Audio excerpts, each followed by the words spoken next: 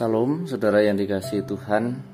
Kembali kita berjumpa dengan renungan ceria yang sempat berhenti beberapa waktu karena berbagai hal.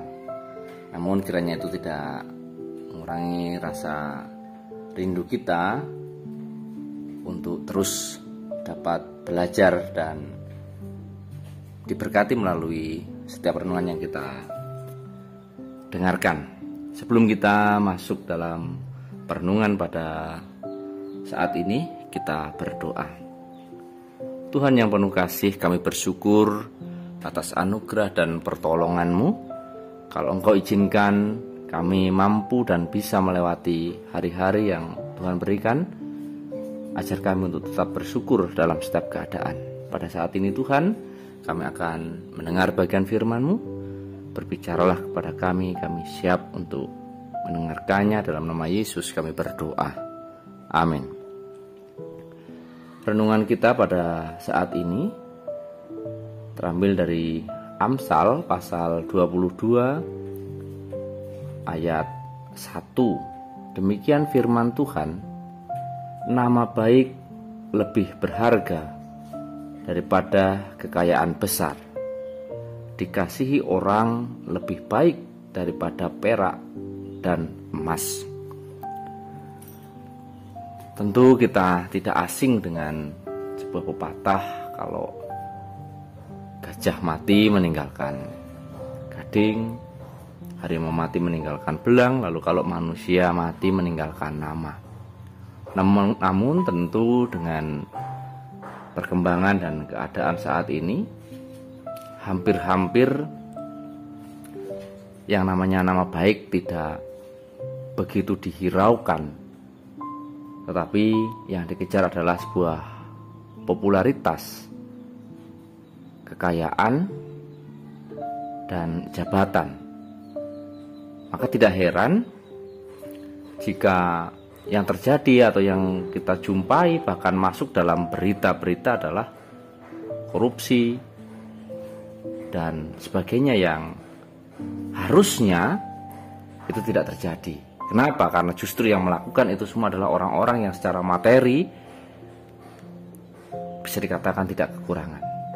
Tetapi karena sebuah ambisi dan hati mereka sudah dikaburkan dengan sebuah pemahaman akan kehidupan, maka itulah yang terjadi.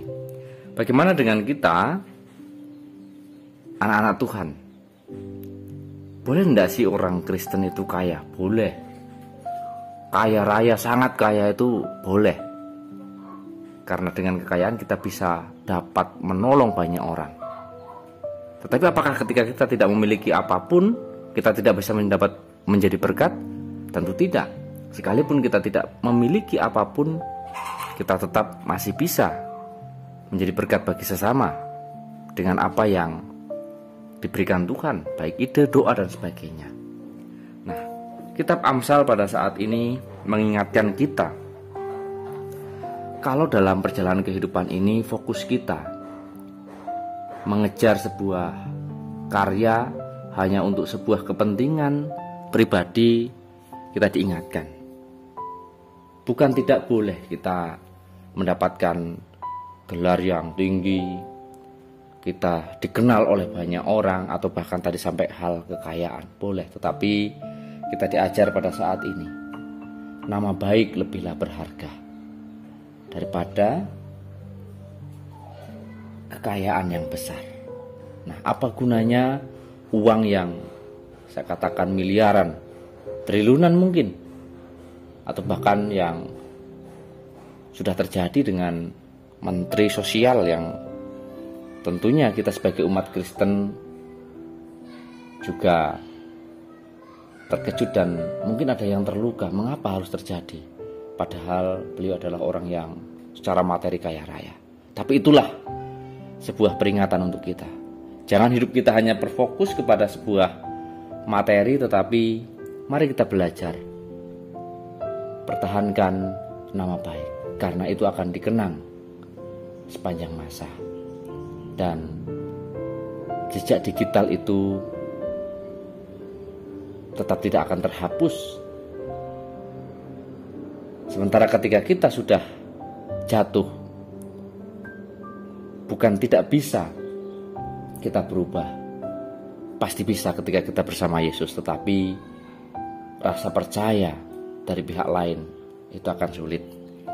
Oleh sebab itu, saudara-saudara yang kasih Tuhan, pada saat ini marilah kita belajar pengorbanan Yesus yang menghapuskan dosa, yang memberikan kemerdekaan bagi kita. Biarlah kita betul-betul merdeka dalam pemahaman, biarlah tetap mempertahankan nama baik. Karena ketika kita melakukan sesuatu yang melanggar kehendak Tuhan, kita pun mencemarkan nama Tuhan, Sang Pemilik hidup itu.